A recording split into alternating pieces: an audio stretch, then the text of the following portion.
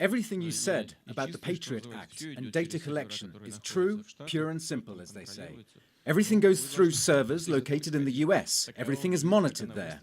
You should simply always bear in mind that such is the reality created by the Americans. They did it. You know that it all began initially when the internet first appeared as a special CIA project. And this is the way it is developing. The rest is what has made it to the market and took on huge proportions. Nevertheless, it is initially a military program, a special program, and special services are still at the center of things. Ça ne dure que 2 minutes et 25 secondes. Pour ces milliers de téméraires, ce sont ces taureaux de combat qui dévalent avec eux en quelques instants 848 mètres de ruelles étroites et glissantes à Pampelune. Cette course marque le début des traditionnelles fêtes de la Saint-Firmin. Jusqu'au 14 juillet, tous les matins à 8 h à Pampelune, des milliers de coureurs du monde entier viendront se frotter à ces bêtes de plusieurs centaines de kilos. Topic that has unified global leaders is tax evasion. Now, for decades, the rich has been storing their millions and billions in tax havens to avoid huge tax bills. And up until the financial crisis erupted, politicians, well, they didn't seem too bothered, actually, about the whole thing. Fast forward 5 years, with recession, battered national coffers in desperate need of a fill-up, tax evasion is now a top priority for the entire world. Now, I spoke to leading economist Jeffrey Sachs on the problem of tax havens, which he says is a scandalous system. But we started talking about the lessons that haven't been learnt from the financial crash. In Wall Street, the same games are being played as before, the same financial speculation. The political power of these firms remains intact, which is amazing because even you take a firm like JP Morgan, almost every week it pays new fines on actions of financial fraud, illegality. But this is week after week after week. It shows that it was, I often wonder, was it doing anything legal? Because it's paid so many fines, it's done so much wrong, and yet it's still so politically influential, and not just that one, but Wall Street as a whole. So I'm not at all satisfied. Our system in the United States is a quite corrupted political system. Corrupted because our politicians spend in total billions of dollars on their campaigns every 2-year cycle. Now a major two-year cycle at the federal level in the United States, maybe $6 or $7 or $8 billion. Well, where are the politicians getting that money? They're getting it from rich people and from big companies, and they're not getting it for free.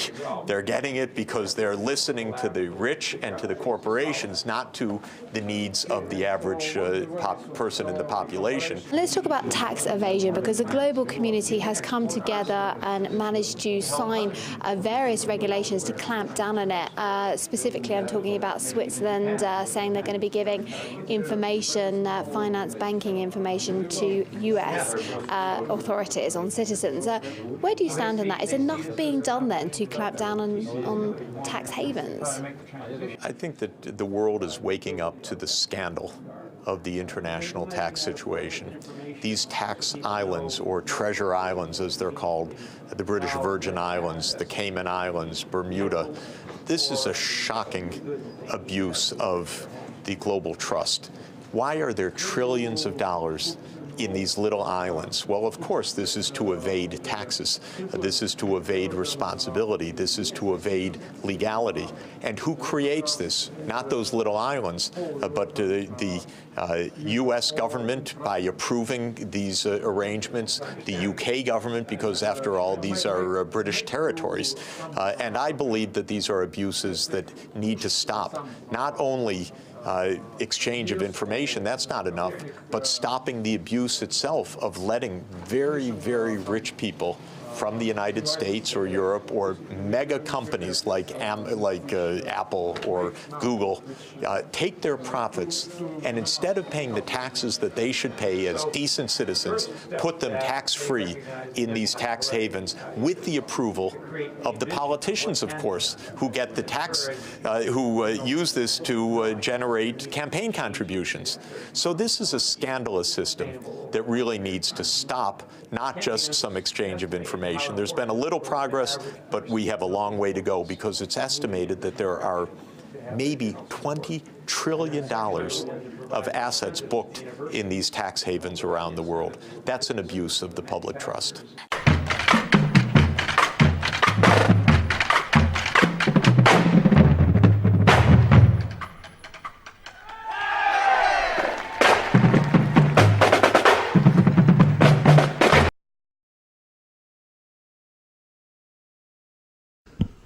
Monsieur Juncker, je dois d'abord vous rassurer, le mauvais sort que je vous promettais ne visait pas votre personne, bien sûr, mais la fonction que vous occupez et le parti politique que vous représentez.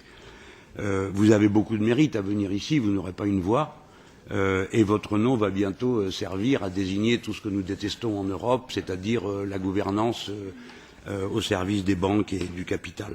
Par conséquent, je sais l'apprécier.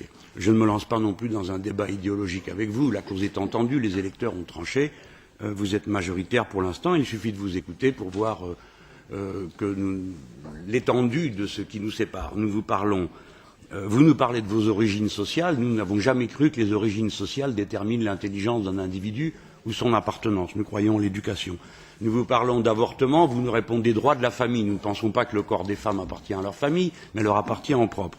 Nous vous parlons d'immigration et vous nous répondez Frontex, alors que nous voudrions vous parler du fait que les accords que l'Europe passe avec les pays concernés détruisent leur économie locale. Donc on laisse tomber pour l'instant ce débat idéologique que je suis prêt à mener avec vous avec beaucoup d'intérêt parce que vous êtes une intelligence fine. Je m'en tiens à des choses très concrètes. Premièrement, le grand marché transatlantique soulève en Europe une très grande émotion. Vous prenez des engagements, admettons qu'on vous croit, mais honnêtement, ce n'est pas la pratique d'une démocratie de croire seulement à la parole de celui qui décide. De quelle manière les peuples vont-ils être consultés sur ce traité lorsqu'il sera signé ou lorsqu'il sera en état d'être approuvé? Est-ce que ce sera le Parlement européen? Est-ce que les parlements nationaux? Ou est-ce qu'on peut même imaginer des formules beaucoup plus audacieuses de référendum populaire? Deuxième question, messieurs Snowden et Assange sont nos bienfaiteurs, car tous les deux ont permis de montrer les manœuvres pernicieuses des États-Unis d'Amérique contre l'Europe, qu'il espionne non seulement dans ses institutions, mais dans ses citoyens.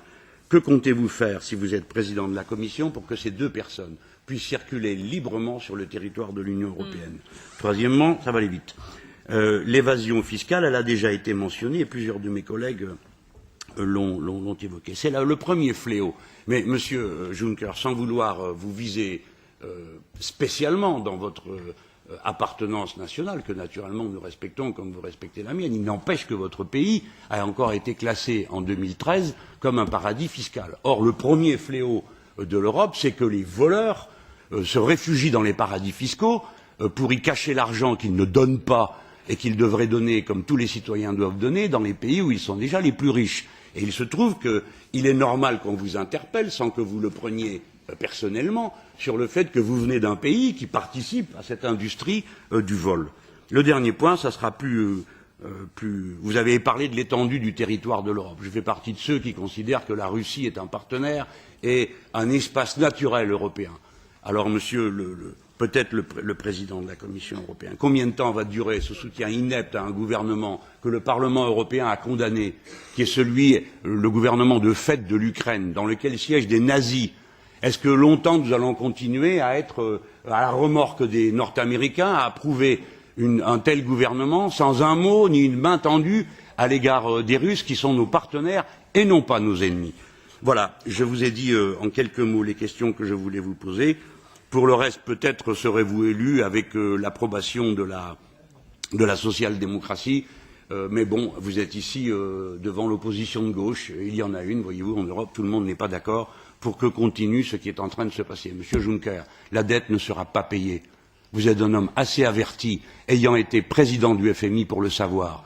L'Argentine n'a pas payé sa dette. La plupart des pays ne les payent pas lorsqu'elle est écrasante. Nous sommes en train de souffrir pour rien.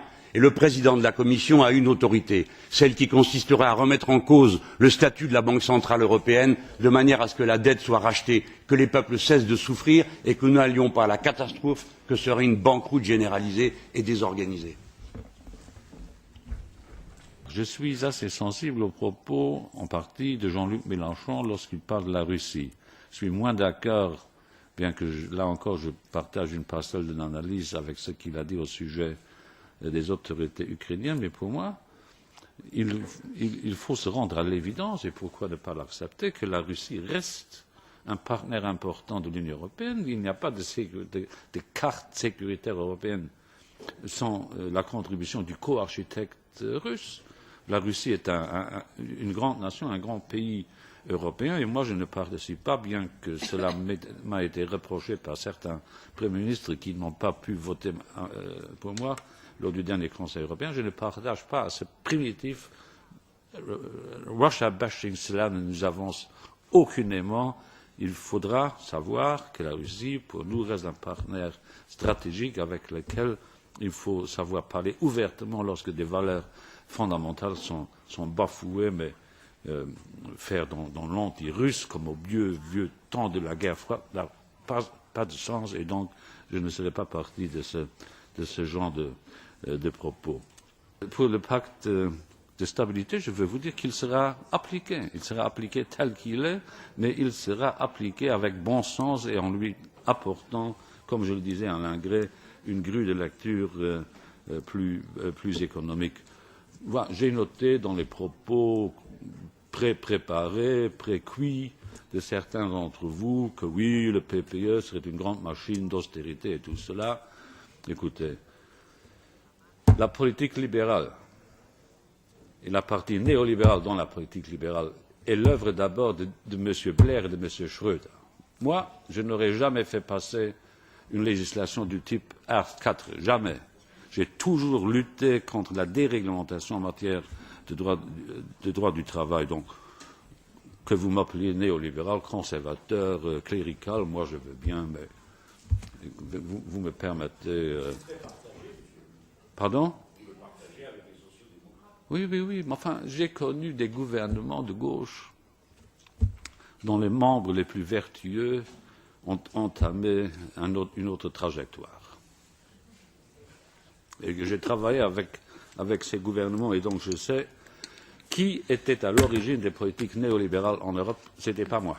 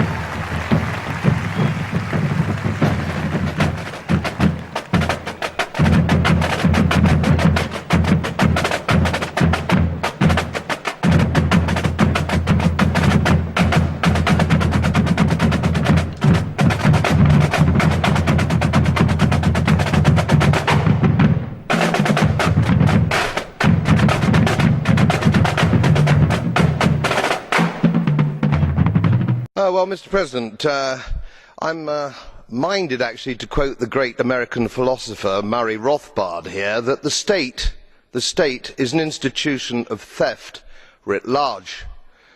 Tax is just about a system where politicians and bureaucrats steal money from their citizens to squander in the most disgraceful manner.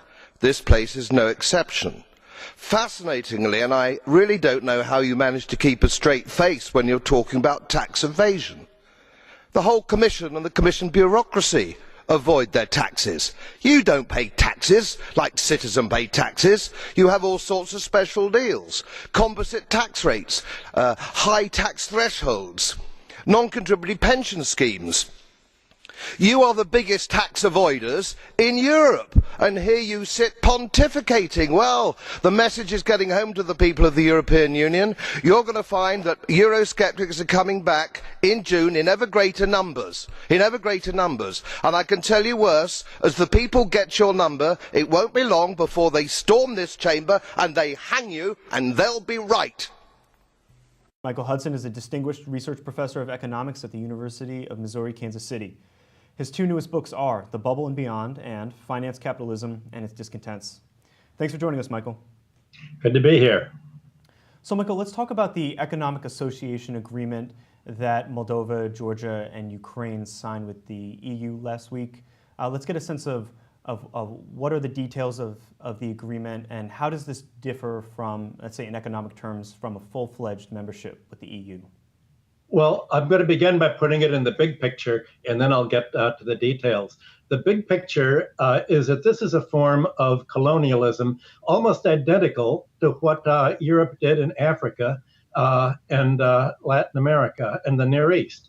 What it did in the 19th century in Africa, where property was owned communally, was it would go to the chieftains of a given tribe, as it did to the Saudi Arabian chieftains, and it would say, well, to make an agreement, you have to register all this oil of your country, but you register it in your own name. And once they registered it in their own name, then Britain or France or the other European powers could make a deal that the chieftains could then sell this property or make contracts on behalf of oil or minerals with the European colonial powers, and that's how the colonial powers pried away all of this property from what had been tribal possession or communal possession. Well, as you know, what happened in the Ukraine and the rest of Central Europe after 1991 was all of this public property that was the legacy of the Soviet domination was simply registered in the names of the factory managers. So Ukraine has been called the Nigeria of the North for a good reason. The factory managers and all the leading kleptocrats simply registered their factories in their own name and took it over. And now it's time for stage two of the process. And stage two is basically the agreement that was signed last Friday. And the agreement is not so much of a trade agreement, but it's an investment agreement. Now, as I think I've mentioned in an earlier show on the Real News Network, George Soros had wrote in the New York Review of Books that the Ukrainian kleptocrats should make partners of the Western Europeans and Americans like himself. They should sell out part ownership to the foreign investors that'll take over. So basically, this is the objective of Europe. They want, there's been a very heavy purchase of Ukrainian farmland, and they intend to buy as much infrastructure as they can by the results of this deal, which are going to throw Ukraine's trade balance and tax balance way into deficit. For instance, 10 years ago or so, and 20 years ago, when the EU made an agreement with Poland and the Baltics and the other Central European countries, this agreement went hand in hand with the EU putting investment money in. Huge hundreds of millions of dollars went in to build up Polish infrastructure and roads and to make the economy more competitive, so that whereas in 20 years ago, Poland and Ukraine had pretty much the same incomes and productivity. Today, Poland's 4 times as high. But in the agreement that was signed on Friday, there's no agreement at all for the EU to give any fiscal support to build Ukrainian infrastructure or Georgian infrastructure. There's no support from Europe at all. It is only taking from the Ukraine. What it says is the Ukraine, by signing the agreement with us, and potentially moving NATO in, you've got to stop exporting to Russia, and you've got to give up 70% of your imports.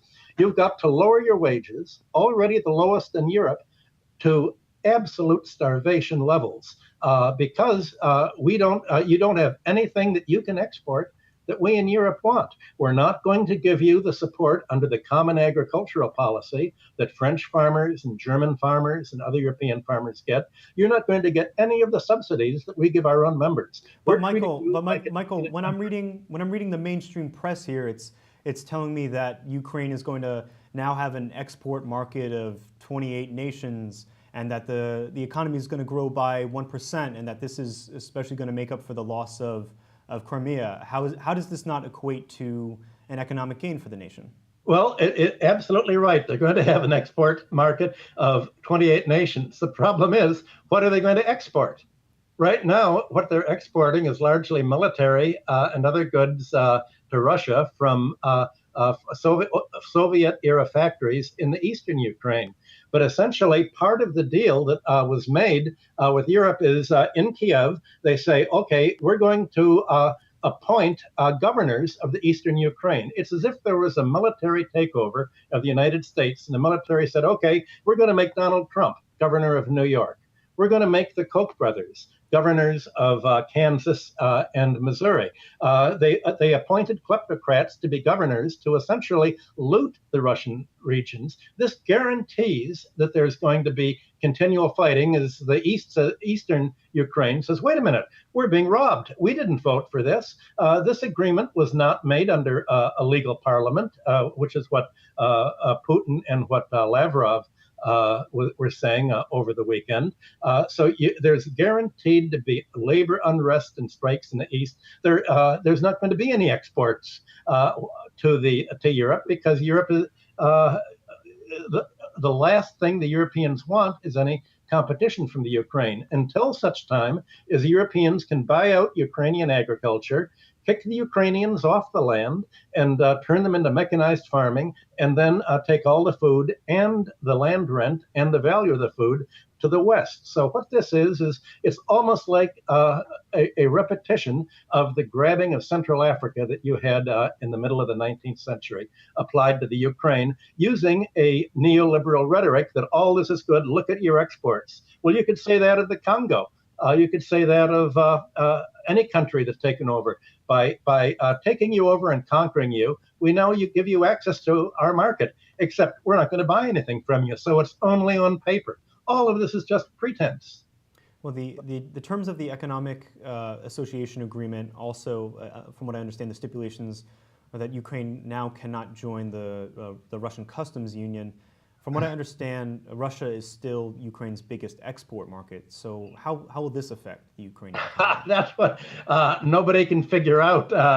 Russia has already said, look, under the terms, if we were to let Ukraine continue to trade within the Russian Union, that means that we would let all the European goods go through the Ukraine and into Russia duty-free. And Russia's already said that it has no intention of doing that, and it's going to now have to raise the tariffs against the Ukraine. So in practice, what's going to happen is the goods that Russia used to get from the old Soviet-era factories in eastern Ukraine, Russia's going to build new, modern factories in Russia to make its own military goods and the other steel and the other things it got from the Ukraine. So Russia's going to become very quickly independent of the Ukraine, leaving mass unemployment in the eastern Ukraine and mass unrest. So you're going to have Ukrainians without jobs and with nowhere to go, and it's going to look like Greece or Ireland or Latvia without any of the European money that has gone into these associated countries. So then what would a progressive trade policy between Ukraine and the EU look like? Well, it would have been one that marked the very beginning of the common market and the beginning of the agreements with Poland. Western Europe would say, okay, Ukraine, we realize that your economy has not been modernized, unlike Poland and Czechoslovakia and the other areas. So we're now that we've agreed to sort of plan to take you in, we're going to put a lot of investment in. We're going to build roads and infrastructure and schools. And we're going to make sure that what the kleptocrats have taken, we're going to apply European-type progressive taxation. We're going to put an economic rent tax in, and we're going to recapture what has been privatized so that all of these natural resources, your land and your agriculture and your mining, can be the fiscal base. And we're going to make sure that you, the Ukrainian government, can tax the wealthy like we do in Europe. But instead, the Europeans are saying, don't tax the wealthy, tax labor even more, squeeze labor by raising gas prices, by removing the subsidies of gas, so that your labor is going to be squeezed and we can grab what you have more easily. So the Europeans are treating the Ukrainians not like they're treating themselves, not like they're treating the former Soviet countries brought in, but really like a defeated enemy to be burdened with reparations, and especially to rule through their sort of proconsuls as the kleptocrats that have been assigned as governors by the military junta that took over in Kiev. Okay, Michael Hudson, Distinguished Research Professor.